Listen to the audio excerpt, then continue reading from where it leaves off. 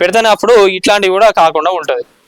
అసలు నిజంగా ఇలా ఎంత తిట్టినా కూడా దండగానే, అదే అంటున్నా కదా, వీళ్ళని తిడితే బాధపడతారండి. వాళ్ళని ఎవరు పట్టించుకుంటలేరు. ఎమ్మెల్యేలు ఎవరైతే జంప్ చేసిన పార్టీలు మారిన ఎమ్మెల్యేలు ఉన్నారో బాధపడతారు. ఎందుకు? ఆల్రెడీ వాళ్ళకు పార్టీ మారి వాళ్ళకు ఉన్న రెస్పెక్ట్ ఏదైతే ఉందో అది పోడగొట్టుకున్నారు. ఇక మనం కూడా ఇక తిట్టి ఎందుకు చెప్పండి, వేస్ట్ అదంతా.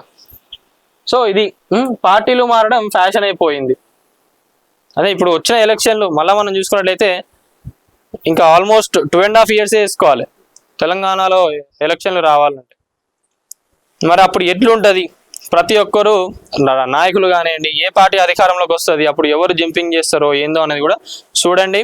అప్పుడు వాళ్ళపైన కూడా స్ట్రిక్ట్ యాక్షన్స్ తీసుకున్నట్టుగా. అసలు ఏంటంటే ఈ రూల్ రావాలి ఒకటి, ఎవరైతే ఈ పార్టీలో గెలిచిండ్రో మళ్ళీ ఇంకో పార్టీలో పోకుండా, లేదా ఎలక్షన్ల తర్వాత సో అండ్ సో పార్టీలు ఉన్న వాళ్ళు వేరే పార్టీలో పోకుండా ఉండడానికి నిజంగా ఒక రూల్ తీసుకురావాలి.